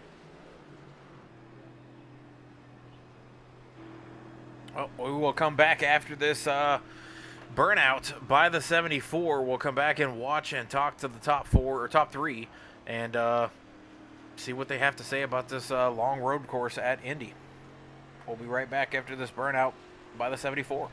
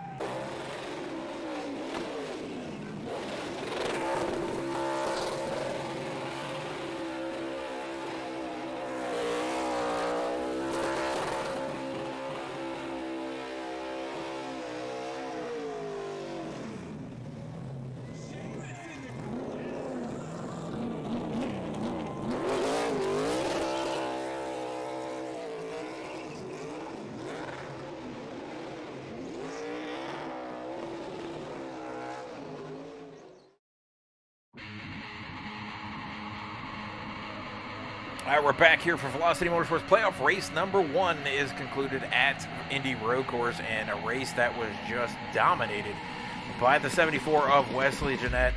I don't think, unless we missed it, Chad, I don't think anybody else led a lap. I don't think anybody else got got max points or anything other than Wesley.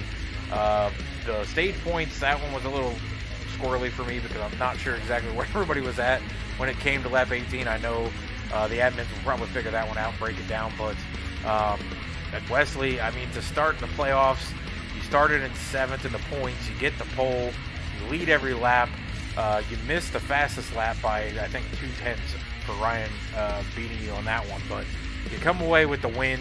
This should propel you at least into the top 4, top 5 for sure, if not closer to the top 3 with Nick missing, and then Jose having not the best night as well. He finishes 8th, so this should move you up for sure. If this playoff thing was full of road courses, I think it would be difficult to choose between you and Nick. And I would really love to go back to Sonoma and reset and get rid of turn 3 where you and your teammate who finished 2nd decided to cause the roadblock.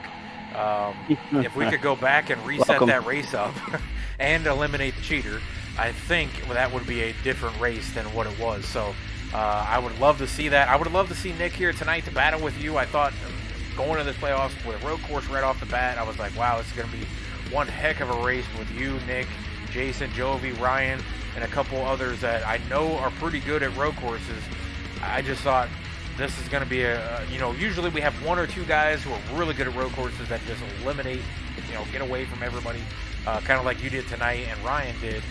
But if those other guys could have been here, I thought we could have a really good road course race going on with lap times. But you come away with this one. How and what did you do to figure out this track? Because to me, it's one of the more difficult road courses out there. Yeah, it is difficult. I just put in a lot of laps. Me and Tiller and the whole team, we just put in a lot of laps in the last couple of weeks, and I'm quite fond of this track anyway. It's not one of my better road course tracks, but I do enjoy driving it. So that was the main thing. We just we come up with a plan. My plan was to get the lead. That's why I was fighting with Ryan pretty early there to get that lead. I knew that was going to be really important. Plan was not to take tires the whole time and capitalize on that, because usually it don't fall off too much here on tires. I think we fell off about a second and then just maintained that. So I was getting nervous though. Ryan was coming there. My tires were feeling a little sketchy. So, but yeah, it's a lot of fun. Just got to put in a lot of laps to get the feel of the track so you can really attack it. Wesley, we've seen you not take tires at first stop. Ryan does take tires. You come out, you had about 9-second lead or so on him. You must have made a mistake or something, because all of a sudden the lead went down to like 3 seconds, and then he gained about 2 seconds on you between lap times the next 2 laps and made it to where he was pretty close to you. How nervous were you at that moment, thinking, oh man, maybe I should have put tires on it at that point? Yeah, like I said, he was getting too close for comfort. Yeah, I looped it down entering turn 1 and got my rears really hot. Yeah, I'm surprised you guys missed it, but yeah, I looped it, and I'm not even sure how or why, because I didn't feel like I was doing anything different than I had been, but rear end just came around and lit my rears up and really affected my lap times over the next 2 or 3 laps. So yeah, he was probably going to catch me. I was trying to cool those tires off, so I had something for when he did get there. But unfortunately, he had the issue there in the pits. But yeah, I was getting a little concerned, because I really didn't expect that. That was kind of a curveball. That loop kind of came out of nowhere. But luckily, I was able to pull it off without having to worry about it too much. So. Wesley, you come away with, and trust me, this isn't a dig at you guys, but this is your first win, first Fueled Up Motorsports win this season. You got the win last season first, before Jason, I think, got 2 last season. You got the win as a part-timer last season at the Roval and came away with that win. Now this season it goes all the way into the playoffs, and you come away with the first win of the Fueled Up Motorsports. That was when it kind of changed. The atmosphere of the season changed last season. When you got the win at the Roval, then all of a sudden Jason came up and I think got 2 wins. So does this maybe spark something for you guys coming to the playoffs? Does it really turn it up? I mean, I know it's playoff time, so it's probably cranked to 10 anyways, but we have some oval tracks coming up. You haven't really, shown us the speed to win at a road course. You've been there, but you have not won at an oval, sorry. Jason's won at 2 ovals. He's been the more dominant of the drivers that you guys have in Fueled Up Motorsports at ovals. You've been the dominant one for sure at road courses. What does this move for you guys as a team going into the next 2 races that are, one's a short track at Richmond, and then we go to the D shape of Kentucky? Yeah, it definitely gives us some momentum, and momentum's always good. So, Jason's capable of winning any track we go to, and I've been close. So, hopefully, I can get over that hump soon too, and we just ride this momentum through the playoffs, see how it happens. I mean, it couldn't have started any better for us tonight. So. Well, we definitely appreciate you coming up to the booth, and congratulations on the first one of the season and making it a statement win at a road course to start the playoffs. It definitely gives you huge boost and huge momentum going into the next 2 races to finish out round 1. You just got to make it through round 1, get to round 2, and then settle it out on 2 a little better tracks, Charlotte being one of them. And then we go to the final race at the Final 4. So the goal is to get to the Final 4 and then duke it out. So we'll see if you guys can make it in there. You have multiple members of Fueled Up Motorsports into the playoffs right now. You definitely, and Jason definitely showed up tonight for Fueled Up and come away with first and second. So congratulations again. Any shout-outs for you for that number 74? Absolutely. Clark Keaton and Coolin, they're on the car tonight. My girlfriend here, she's been watching at home, rooting everybody on, and you guys for putting on the broadcast, everybody that we race against, Tyler, Jovi, congratulations on your 3rd place there, buddy, and just everybody that works to put this league together. It's a lot of fun. It's the competition is crazy good in here, and I just really enjoy running here, and we'll see you guys next week. All right, well, that's going to do it for the winner. We're going to bring up 2nd place, and that's another Fueled Up Motorsports teammate in the 22, Jason. We had a interesting start to this race. I instantly went flashbacks to Coda for Kurt Busch sliding through and almost clipping his brother. No brother on the track tonight, but a brother in the Fueled Up Motorsports that was real close to getting the nose of your car on. You sliced right through and luckily came right back into the grass, got back onto the track somewhere around between 8th and 10th, and then you started moving back up through, you got to 5th, and then we just got so stretched out and fuel stops came. I'm sure the rest of you guys knew, as well as Wesley, not to take tires, only fuel to this entire run here. But, an incredible comeback, you and Jovi both. If anybody passed more drivers than the 2 of you, I don't know who it is, because you guys went to the back and came all the way through. I don't know how you did it, but you were really fast at Road America earlier in the season. Even with the blunder that happened between you guys and the 8 or 9 other guys that caused the roadblock there. I didn't know you had this kind of skill at road courses. I knew you were pretty decent at them, but to come all the way through the field like you did and then come all the way with some speed, your lap times were not falling off. Your lap times were right there with Wesley, with Ryan, with Jovi. Are you, a road course driver as well?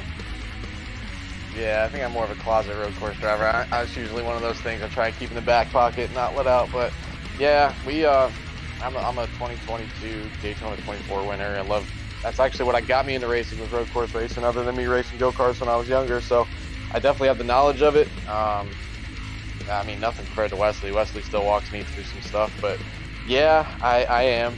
I definitely feel like when a road course comes up, it's one of those things that I know I'm going to be good at. I feel like I just know apexes. I know how to overtake until my tires locked up, which I was dealing with all week and showed very early in the start of this race. But I don't know. That was just, I guess, the wake-up call on, back it down a few steps. Your car's locking up. You've been dealing with it all week. Just get through the corners, get through the braking zones. I think that's honestly what helped me gain some speed and not have as many mistakes. Because if I went, you know, all the way to the wall from lap 1 till the end, you know, I feel like the mistake maybe would have came at a more crucial part that would have hurt me more, other than early on when I was able to capitalize on it and be a little bit more careful throughout the rest of the run. So.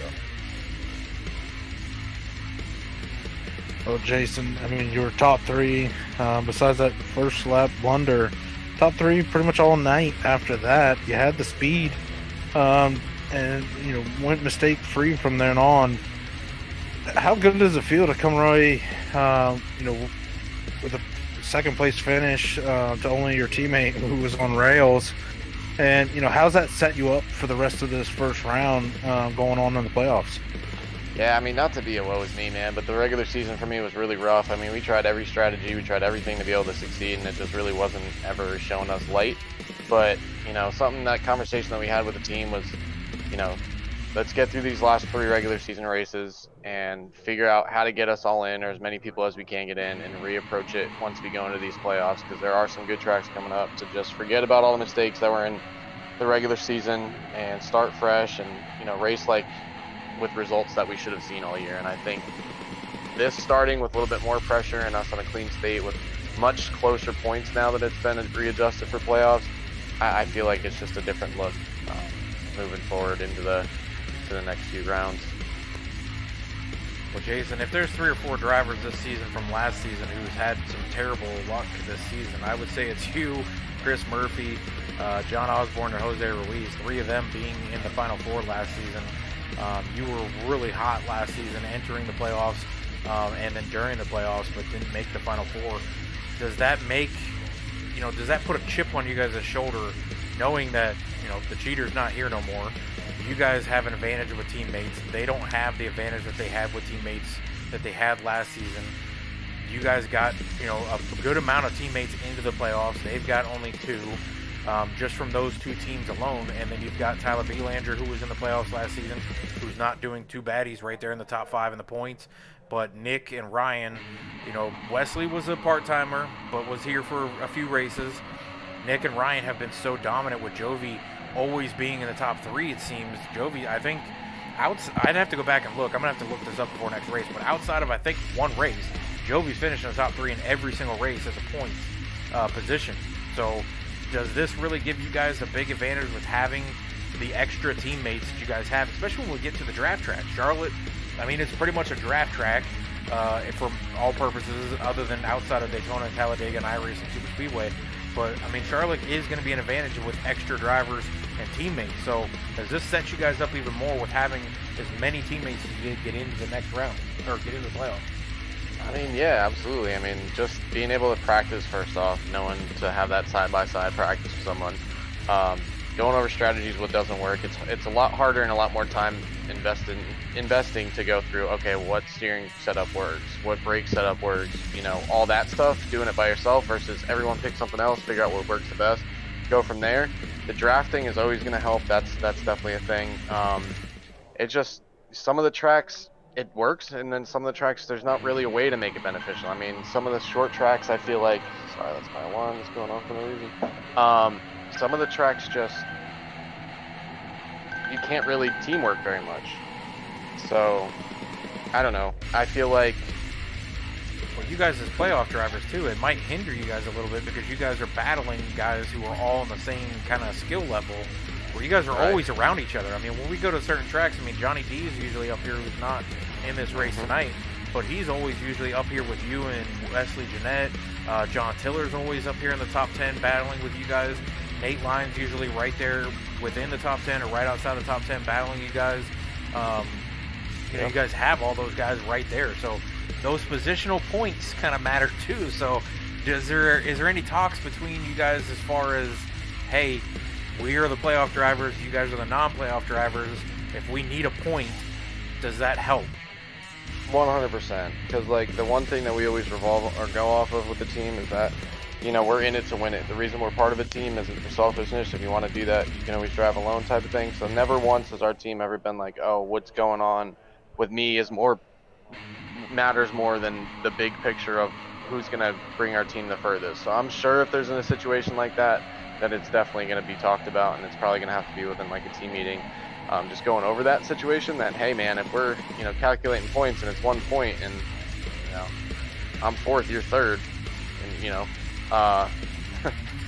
I'd hope that it'd be reciprocated, but it also gets a little bit different in the playoffs. There's a lot of there's money on the line.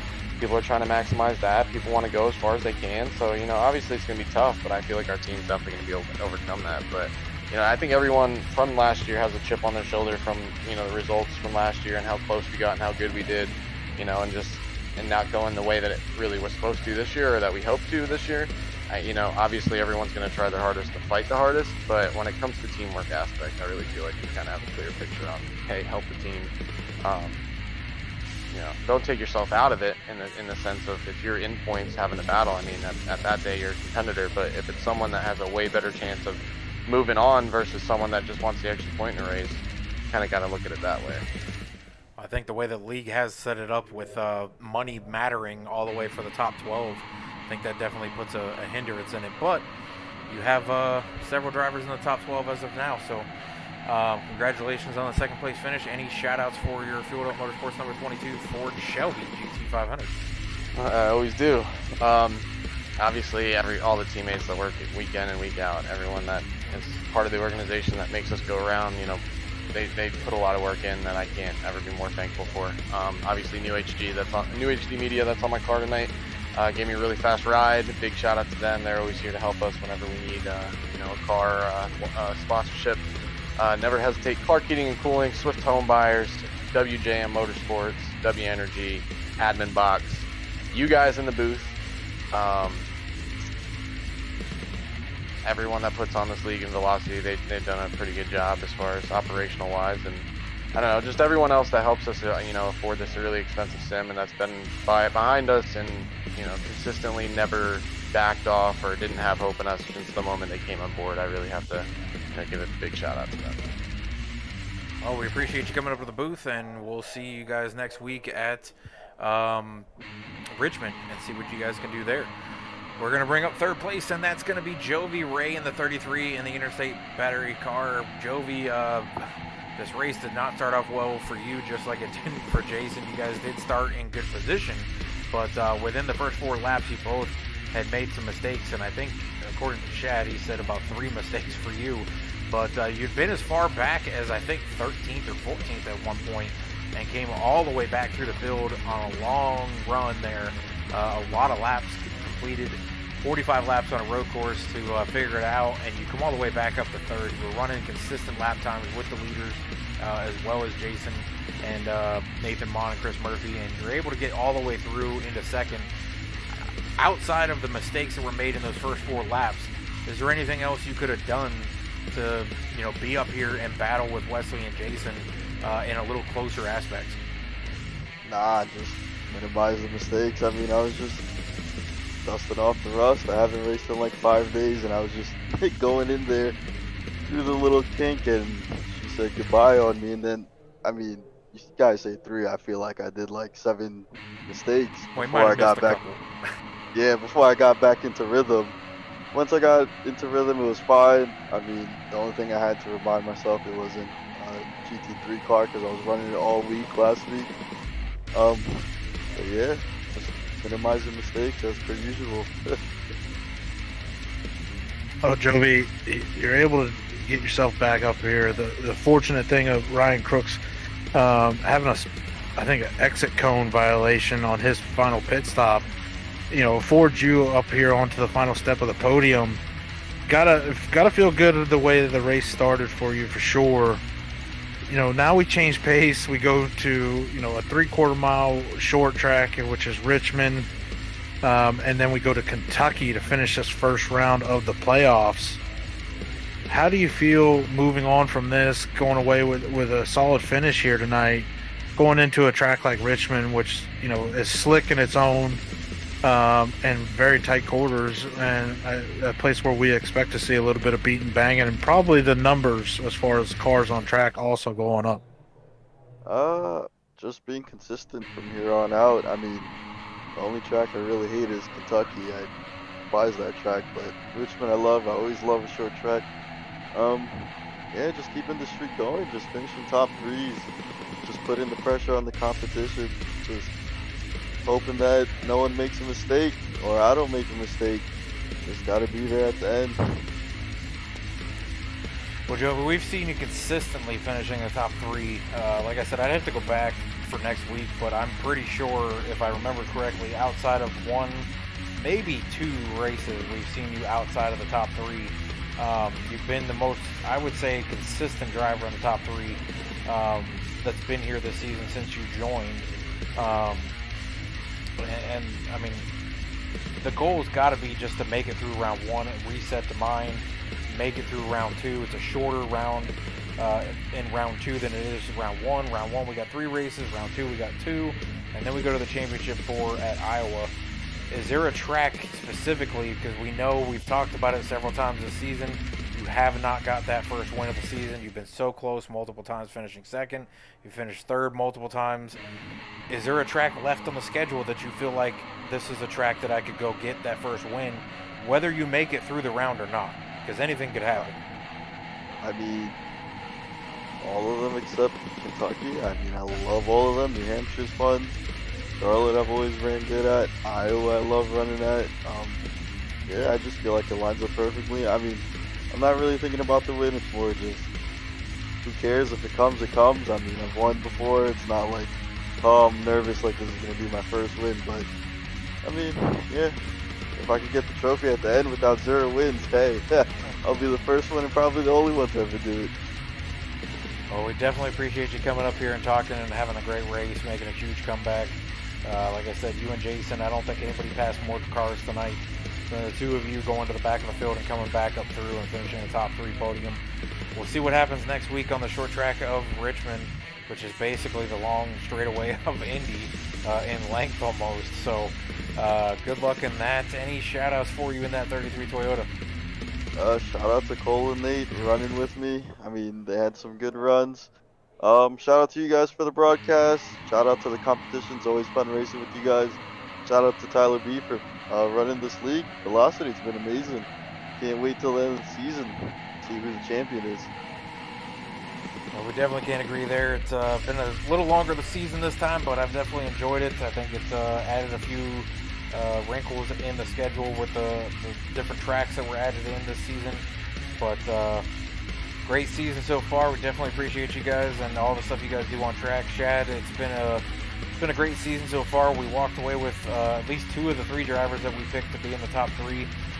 Somebody out there in chat at the beginning of the race, before the race even started, picked Jason Blaney to win the race. Gets it by 1 position, finishes second. Which I believe that was Tyler Tayon that picked him to finish or to win this race. So it's interesting. Now we go to short track racing where tempers can fly, bumping and banging, bumping runs. You know, anything can happen in any of the corners. If somebody gets spun around, it can cause a lot of carnage for a lot of drivers. It's a big expectation going into this race. With it being the second to last race of the first round, you're going to want to get as many points as you can.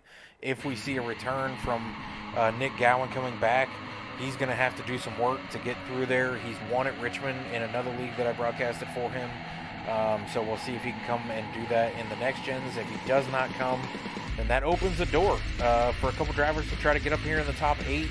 Some drivers benefited tonight on the road course to get up in the top 8. Some did not. And Bill Hill's not being here eliminates probably his chances to get to the top 8 unless he came out and won both races with match points somehow to get to the top 8. But I'm looking forward to Richmond. I don't know about you. Yeah, for sure. I mean, I love road courses, so tonight was great to see. But yeah, going to Richmond, it's all about saving those rear tires, you know, with the front stretch being an arc, not straight. You know, if you lose those rear tires, it makes the entire front stretch sketchy, especially on exit of turn 4. Turn 2, I mean, the wall comes up quick, and it can be pretty loose there as well. So we're going to have to figure out who can save the tires there if we get a long green flag stretch. But the points battle, you know, for the most part, definitely tightened up after tonight with Nick Gowan not making it. And, you know, Tyler Tyler B. Has already put out in the chat now. He finds himself below the cut line. Jason Blaney with his performance tonight, I would assume would be above the cut line for sure. Chris Murphy, I think maybe more secured himself into the top 8. I don't know how much he's going to actually jump. Maybe Nick Gowan, with him not banking it, he might be down there towards the cut line or below it. If he does not show up next week, I think, it's going to take a miracle for him to advance out of this first round, which would be huge for a guy that's won, so many races this season and, done so well to not move on to the second round, but it happens. Tonight, fueled up getting their first win of the season. It's something that we thought we'd see a lot earlier than that. But either way, they get it tonight, and there's still a bunch of races for them to get more. Tonight was kind of the who's who of road courses. Now we go back into the rest of the season where, obviously there's a lot more drivers that can win the race as we continue on. And Richmond's not easy. So these guys going to have to do the practice. And if I'm not mistaken, I think it'll probably be a night race. Hopefully it is, because obviously everything looks better under the lights. But looking forward to it, Kurt. This is first round. Going to be over here real soon. And, once we get down to 8, it just makes the cut line even tighter, and the racing is going to get even harder, and the give and take is going to become more take than give. So looking forward to it. It's been a great season so far, and looking forward to getting down to these final 2 rounds. And the points, I just pulled them up. Ryan Crooks is still out front by about 15 points, it looks like. Actually, about 11 points over Wesley Jeanette, who moves to second place. Nate Mon moves to third, 6 points behind Wesley. Jovi Ray slips to fourth place in the points, about 5 points behind Nate Mon. Jason Blaney moving to fifth in the points, 1 point back from Jovi Ray.